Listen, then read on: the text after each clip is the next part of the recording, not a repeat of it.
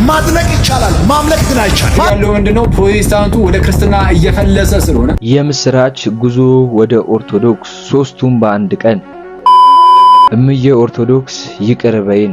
ለነፍሴ ዋጋ እግሬ ነሽ፣ ለነፍሴ ዋጋ እግሬ ነሽ፣ ለነፍሴ ዋጋ እግሬ ነሽ፣ ለነፍሴ ዋጋ እግሬ ነሽ። አባቴ ተክልዬ ሰላም ሰላም ውድ የዩቲዩብ ተመልካቾቼ፣ ዛሬም ደግሞ በዩቲዩብ ቪዲዮ ወደ እናንተ ተመልሼ መጥቻለሁ።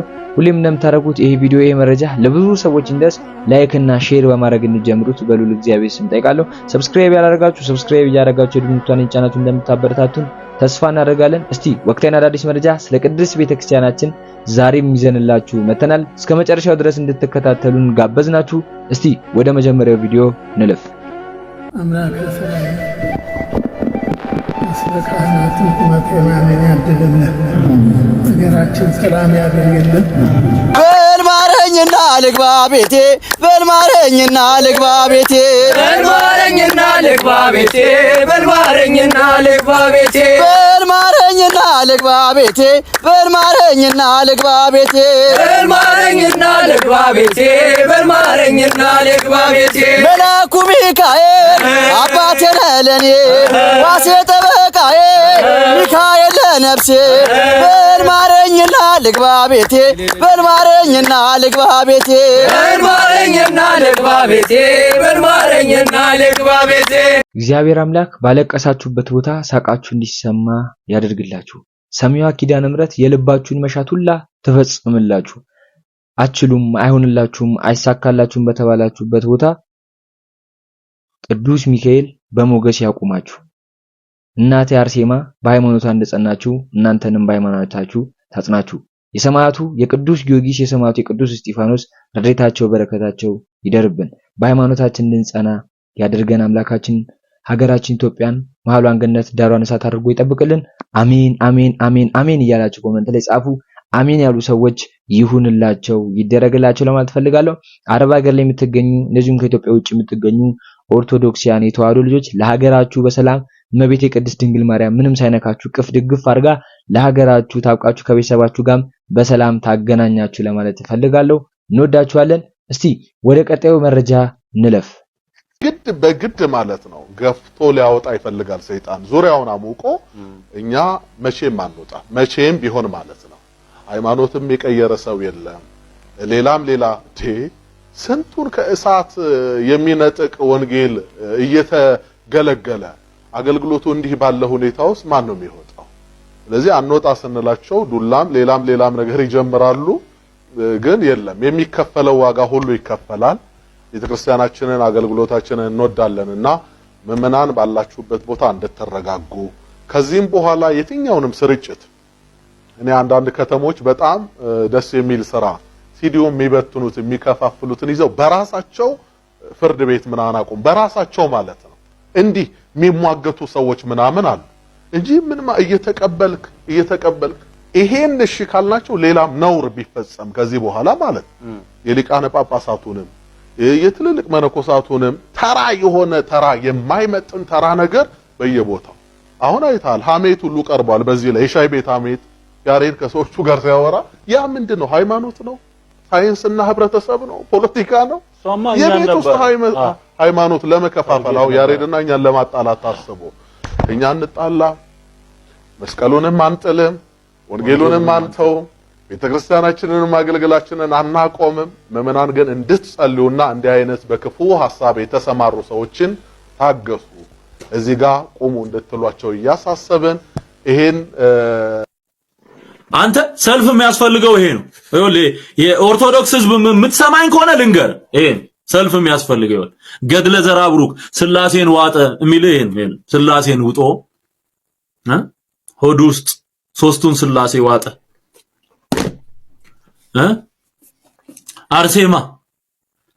አርሴማ ወረርሽኝ፣ የምድራችን ወረርሽኝ በቃ ከስም ጀምሮ ምድራችንን የተቆጣጠረ ስፒሪት ይኸውልህ የአርሴማ መንፈስ ይኸውልህ። እግዚአብሔር ከረዳችሁ ይሄ አዲሱ ሲኖዶስ ጌታ ኢየሱስ ይርዳችሁ፣ እንጸልያለን። ጥርግርግ አድርገህ ይሄንን ከልት በሙሉ ከምድሪቱ ላይ በቃ ማስወገድ። እንደዚህ እነዚህ ይሄ በሙሉ ይኸው እንደ በከምራው ፊቴን ይሸፍነዋል። ይኸው ተመልከቱ፣ በሙሉ ገዝቼ ያስመጣሁት አየው አይደል? ይሄ ሁሉ ይሄ ያላውን መታየት ይቻላል።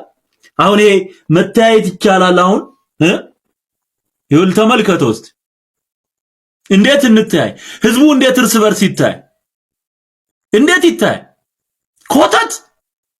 ሰው ይሄን ይዞ የመንፈስ ቅዱስ በመንፈስ ቅዱስ የሚመራው ሲኖዶስ ሲል አይሰቀጥጠው ትንሽ ይሄ ያንን ሳልጨምር ማለት የትንንሹን ሳልጨምር እሱን ከጨመርኩ ያው ቪዲዮን እንደተመለከታችሁ ነው። በቅድሚያ የሊዲያ ልቦና የከፈተው መድኃኒዓለም የሁላችንን ልቦና የከፈተው ለማለት ፈልጋለሁ።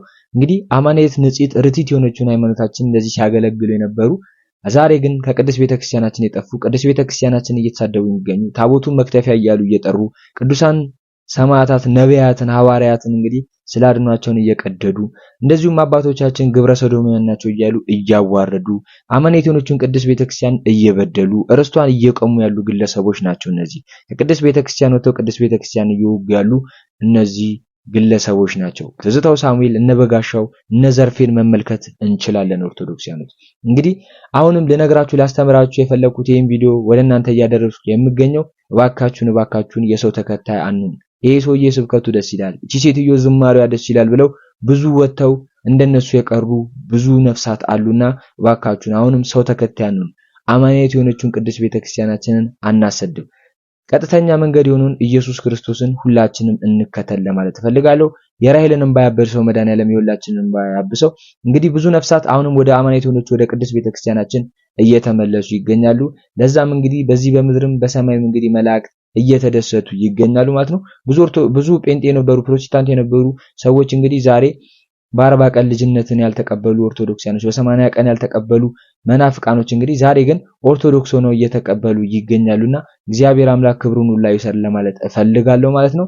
እንግዲህ ትዝታው ሳሙኤል ላይ የቀረበው ክስ አሁን እንግዲህ አሜሪካዊ በመሆኑ እንግዲህ አይከሰስም እያሉ ብዙ ግለሰቦች እየተናገሩ ይገኛሉ። ነገር ግን እንግዲህ ክስ እንደቀረበበትና አሁንም የስር ትዕዛዝ ወጥቶ እየተፈለገ እንደሆነ ብዙ ማስረጃዎች እያመላከቱ ይገኛሉ ማለት ነው። እግዚአብሔር አምላክ እንግዲህ ፍርዱን በሰማይ ይስጥ ለማለት እፈልጋለሁ። እስቲ ወደ ቀጣይ መረጃ እንለፍ። ወደ ቪዲዮ አሁን እየተደረገ ያለው ምንድነው? ፕሮቴስታንቱ ወደ ክርስትና እየፈለሰ ስለሆነ እኔ ደግመዋለሁ፣ እየፈለሰ ስለሆነ ከፕሮቴስታንት ወደ ክርስትና የሚወጡ በጣም ብዙዎች አሉ አሁን እና ይህንን ነገር ማስቆም የሚችሉት አንዳንድ ፕሮቴስታንት ወንድሞች በምን መልኩ ነው? አንዳንድ ፕሮቴስታንት ወንድሞች ገድል ላይ እኮ እንዲህ የሚል አለ፣ ተአምር ላይ እኮ እንዲህ የሚል አለ። ሰው ዋት ገድል ላይ ተአምር ላይ ስላለ ብቻ ሃይማኖት ነው ብለን የምንቀበል ይመስላል። በዚህ አንድ ዓመት ውስጥ ወደ ቅድስት ቤተክርስቲያን የተመለሱ ፓስተሮችን ልንገራችሁ። በአንድ አጥም መመለስ በሰማይ መላእክት ዘንድ ደስታ ይሆናል እንዲል መጽሐፉ። ይህ ቪዲዮ ብዙ ኦርቶዶክሳውያን ክርስቲያኖች ጋር እንዲደርስ ሼር፣ ኮፒ ሊንክ እንዲሁም ዲዩት አድርጉት። የመጀመሪያው ፓስተር ግሩም ተስፋዬ ነው። በወንጌል አላፍርም ቸርች መስራችና የኢትዮጵያ ወንጌላውያን ካውንስል የሰሜን ጎንደር ተጠሪ ነው። ሁለተኛው ከሐረር ፓስተር ካሴ ወልዱ ይባላሉ። በጎስፔል ላይት ኢንተርናሽናል ቸርች ለ45 ዓመት ያገለግሉ ፓስተር ናቸው። ሶስተኛው ከሐዋሳ ፓስተር ፍቅረ ስላሴ ኃይሉ በቃለ ሕይወት ወንጌላውያን ኮሌጅ አርሚ ባይብል ኮሌጅ የነገረ መለኮት መምህር የነበሩ ናቸው። ከአዲስ አበባ ደግሞ ያው ሁላችሁም የምታውቁት ፓስተር ቢኒያም ሽቴ የቀድሞ ስሙ ማለት ነው። የክርስትና ስሙ ደግሞ ፍቅረ ኢየሱስ ተብሎ ተጠርቷል ማለት ነው። በወላይታም እንዲሁ አንድ ፓስተር ከ500 ተከታዮቹ ጋር ቸርቹን ዘግቶ ወደ ቅድስት ቤተክርስቲያን ተመልሷል። እኔ ያላወቅኳቸው ወይም ያልጠሯቸው ፓስተሮች ካሉ ኮሜንት ላይ መጻፍ ትችላላችሁ። ትዝታው የተባለው ግለሰብ አሜሪካዊ ነው፣ መከሰስ አይችልም የሚለው እስቲ የህግ አካል የሆነችው እህታችን እስቲ የምትናገረው ሰምተን እንጣ። ትዝታው ሳሙኤል በፌዴራል ፍርድ ቤቶች ሊከሰስ እና ሊፈረድበት ይችላል። እንዲቆያችሁን ጠበቃ ሰብላሰፋኒ። እንግዲህ ትዝታው ሳሙኤል የኢትዮጵያ ኦርቶዶክስ ቤተክርስቲያንን እንዲሁም አማኞቿን ዘልፏል፣ አንቋሿል በሚል በኢትዮጵያ ኦርቶዶክስ ቤተክርስቲያን ክስ እንደቀረበበት ታውቋል። ይህን ተከትሎ በርካቶች የግለሰቡን አሜሪካዊ መሆን አንስተው በፍርድ ቤቶች ሊከሰስ አለመቻሉን እየጠቀሱ ይገኛል። ይህን በተመለከተ የፌዴራል ፍርድ ቤቶች አዋጅ ቁጥር 1234 በተጠቀሰው መልኩ በሌሎች እምነቶች ላይ ማንቋሸሽ ወይም ዘለፋ፣ ስድብ ተፈጽሟል በሚል በሚነሱ ጉዳዮች ላይ እንዲሁም ደግሞ ዓለም አቀፍ ስምምነቶችን ለምሳሌ የእምነት ነጻነትን አይነት በአይሲሲፒአር የተቀመጡ መብቶችን የሚጻረሩ ተግባራት ላይ የሚነሳ የወንጀል ጉዳይን አስመልክቶ እንዲሁም ደግሞ የኢፌዴሪ የወንጀል ሕግ መነሻ ተደርጎ በሚነሱ ጉዳዮች ላይ የመወሰን ስልጣኑ የፌዴራል ፍርድ ቤቶች ስለመሆኑ የወንጀል ዳኝነት ስልጣን እንዳላቸው ያመለክታል። ከዛ ውጪ ግለሰቡ መከሰሱ ተገቢ ነው የሚለውን አስመልክቶ የኔ አቋም በየትኛውም እምነት ላይ ማናችንም ዘለፋና ማንቋሸሽ መፈጸም የለብንም።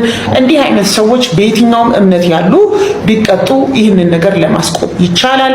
ያለበለዚያ ግን እንዲህ ያለ እሽሽ ቪዲዮ እንደተመለከታችሁ ነው እንግዲህ የፕሮቴስታንት ተከታዮች አማኔቶችን ቅድስት ቤተክርስቲያንን እየመጡ ይገኛሉ። ብዙ ፓስተሮች እንግዲህ በዚህ ዓመት የተጠመቁትን ለጥቂት ያህሎችን እንግዲህ ወደ እናንተ ለማድረስ መክለናል።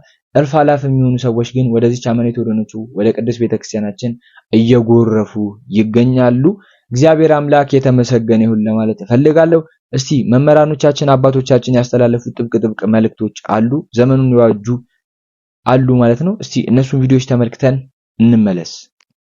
ታቦት እንጨት ነው፣ ታቦት ድንጋይ ነው ይላል እንጂ አሁን እንጨት ነው፣ ግን የሚሰብር እንጨት ነው፣ ሰብሮ ይጥላል። ይኸው ዳጎንን ሰበረው። እንጨት እኮ ነው፣ የግራር እንጨት ነው ታቦት። ወቁት እንደው ማለት እኔ በዚህ ዘመን ታቦትን ጣዖት የሚሉት ሰዎች የሚያስቁኝ እንደው በጣም ይገርማል። እንደ ድንቁርና ያለ ጌትነት የለም መቼም።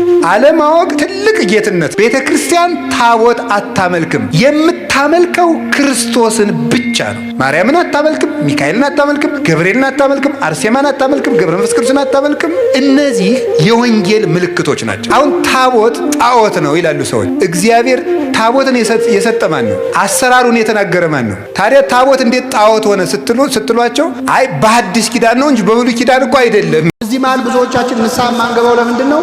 አይ እኔ እኮ አሁን ንስሐ ብገባ ተመልሼ ኃጢአት መስራቴ አይቀርም፣ ስለዚህ አንደኛዬን ጠርቀምቀም ይበልና ይላል። አዎ ብዙ ሰው እንደውም ሲጸልይ ለምን ሞት አንቃኝ ነው የሚለው። አቤት ማለት ሊሞት ሲል ነው ማለት ነው እቅዱ። ገላችንን አሁን በቀን ወይ በሳምንት ብቻ ሳይታጠብ የሚቆይ ሰው ከታጠብን በኋላ ገላችንን እንቆሽሻለን አንቆሽሽ? አይ መቆሸሻችን ለማይቀር አንደኛውን ጠርቀም ሲል ልንሞት ስለምን አንታጠብ ብትል ታመህ ትቀራለህ፣ ትቆስላለህ። ገላን የምትታጠበው ከስጋ ቆሻሻ ነው። ንስሐ ግን የነፍስ ነው። እንዴት ቀጠሮ ይሰጣል ለንስሐ? ዛሬ እንሙት ነገ እናውቃለን? አናውቅ። የመዳን ቀን መቼ ነው? ዛሬ አይደለም አሁን ነው ነው። መቼ ነው? ምናልባት የዛሬዋ ምሽት የመጨረሻዋ ምሽት ልትሆን ትችላለች። እኛ ችግሩ ምን ሞት አይመስልም። ሰው እኮ ቀብር ላይ ቆሞ እኮ ያቅዳል። እኔ ይገርመኛል። ልባችን አይሞትም። ቀብር ላይ ቆመን እናቅዳለን። አሬ ይሄ ሰውዬ እየሞተ ነው፣ እኔ ነገ ሞታለሁ አትልም። 1000 ዓመት አይኖር እንላለን። 100 ዓመት እንኳን አንኖርም። የምን 1000 ዓመት ነው? ማቱሳላ ነው እንዴ አንተ 1000 ዓመት አይኖርም የምትለው? 100 ዓመትም አንኖርም። እችም እድሜ ሆና ግን ለንስሐ ቀጠሮ እንሰጣለን። የመዳን ቀን መቼ ነው? አቤት በያልጋው ላይ መጋደም ነው አሪፍ ነው። ያለ ሐሺሽ መንቀሳቀስ ነው መፈታት። ያለ አረቄ መንቀሳቀስ አለመቻል ነው መፈታት። ያለ ሱስ አለመኖር ነው አሪፍ ነው። የአንድ ሰሞን ውብ የዘላለም ጠባሳ መሆን ነው አሪፍ ነው። እርፍና እንደሱ ጌታ ሆይ በኃጢአት የወደቅኩት ጠልቼህ አይደለም፣ ተታልዬ ነው፣ ክጄህ አይደለም፣ ደክሞኝ ነው ጌታ ሆይ ብለን እኮ መውደቅ ብቻ እፍተን ባገኘን ጊዜ በትከሻው የሚሸከም ይህ እረኛችን ምንኛ ፍቅር ነው። ወገኖች ለጌታችሁ ትልቅ ስጦታ መስጠት ከፈለጋችሁ ዛሬ ኃጢአታችሁን ሰጡና ኦርቶዶክስ ሆነህ ይሄንን ቪዲዮ ሼር አለማድረግ ንፉግነት ነውና ለሁሉ ሼር አድርጉ። ይሄን አካውንት ኮፒ ሊንክ አድርጉ፣ ፎሎ አድርጉ። ልጆቼ ይላል ቅዱስ ጳውሎስ። እኔ በጣም ነው የሚያሳዝነኝ ይሄ ቃል ልጆቼ ይላል። ክርስቶስ በእናንተ እስኪሳል ድረስ ምጥ ይዘኛል ይላል። በእናንተ አይምሮ እስኪሳል ድረስ ክርስቶስ በእናንተ ልብ እስኪሳል ድረስ ጭንቅ ይዘኛል ይላል። ቤተክርስቲያን ጭንቅ ላይ ናት። ቤተክርስቲያን ምጥ ላይ ናት። ክርስቶስን ለትውልዱ ለማሳየት ይሄ ትውልድ የሚያስቅ ነገር ይፈልጋል። ክርስቶስን ሲሰበክን የሚያስቅ ነገር የለም። እንዴት አድርገን ሳቅ እንንገራችሁ? እንዴት አድርገን ቀልድ እንንገራችሁ? እንዴት አድርገን እናዝናናችሁ? በመከራ በጅራፍ እንዴት አድርገን እናዝናናችሁ? በመስቀል እንዴት አድርገን እናስቃችሁ? እንዴት አድርገን መስቀል ላይ እንቀልድ? እንዴት አድርገን ወንጌል ላይ እንቀልድ? ስለዚህ ምጥ ላይ ናት ቤተክርስቲያኗ። ቤተክርስቲያኗን በክርስቶስ አምሳል ትሰራለች። አካሉ አለ፣ ራሷ ክርስቶስ ነው። ይሄን ለማሳየት በቅዳሴ በብዙ መልኩ በአገልግሎት ትጥራለች። ሚሰማት የለም። አሁንስ ምን ይላታል ትውልዱ? ክርስቶስን አትሰብክም ይላታል። ክርስቶስን አትሰብክም ይላታል። ምጥ ላይ ናት ቤተክርስቲያን፣ ጭንቅ ላይ ናት ቤተክርስቲያን። የአብነት መምህራኑ ድንጋይ ላይ ተቀምጠው አሁንም ያስተምራሉ። የአብነት መምህራኑ ዛፍ ስር ያስተምራሉ። የአብነት መምህራኑ ኮቾሮ እየበሉ ድርቆሽ እየበሉ አንዳንዴም ጦም እያደሩ ያስተምራሉ። ክርስቶስን ነው የሚሰብኩት። መነኮሳቱ በከተማ እንኳን ብታዩቸው ልብሳቸው ክርስቶስን የሚሰብክ ነው። በውስጣቸው የሚያስሩት ሰንሰለት አለ፣ ክርስቶስ ይሰበካል። ቀዳሾቹ በእሳት እየተቃጠሉ ነው የሚቆዩት። መስቀል ነው። እኔ ሳስተምርበት የቆየሁበት ሰዓት መስቀል ነው። ለቅጽበት ስለ ዓለም ማሰብ አልችልም። ታስሬ ነው የቆየሁት፣ ተቸንክሬ ነው የቆየሁት። ማስበው ቀጥሎ ስለምነግራችሁ ቃል እንጂ ስለ ዓለም አይደለም ማስበው። መስቀል ላይ ነው የቆየሁት። እናንተ ተሰቅላችሁ እየሰማችሁ ስትቆዩ ችንካር ነው፣ መስቀል ነው እሱ። ጉባኤ መስቀል ነው። የቤተክርስቲያን አገልግሎት መስቀል ነው። ግርፋት አለው፣ ችንካር አለው፣ ቁስል አለው፣ መወጋት አለው፣ መገፈፍ አለው፣ መገረፍ አለው። ዝማሬ መስቀል ነው እና ቤተክርስቲያኗ ምጥ ላይ ናት። ያስተማሩን፣ ለገሰጹን፣ ለመከሩን ለአባቶቻችን ቃሎትን ያሰማልን፣ ተስፋ መንግስተ ሰማያትን ያዋርስልን። እንግዲህ ድንቅ መልእክት ነው የተላለፉት። እንደተማራችሁበት ቁም ነገር እንደጨበጣችሁበት ተስፋ አደርጋለሁ። እስቲ ወደ መጨረሻው ቪዲዮ እንለፍ።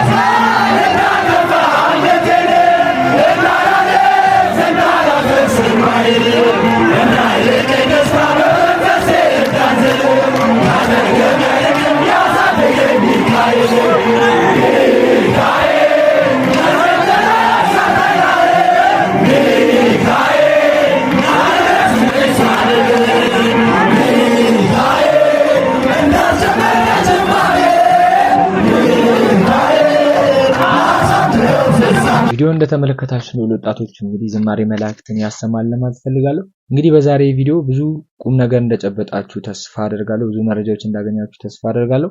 በቀጣይ ወቅቴና አዳዲስ መረጃ እስክንገናኝ ድረስ ሰላም ቆዩ። ሰብስክራይብ ያደርጋችሁ ሰብስክራይብ ያደርጋችሁ ደንታን ይጫናችሁ ቤተሰብ ሁኑ።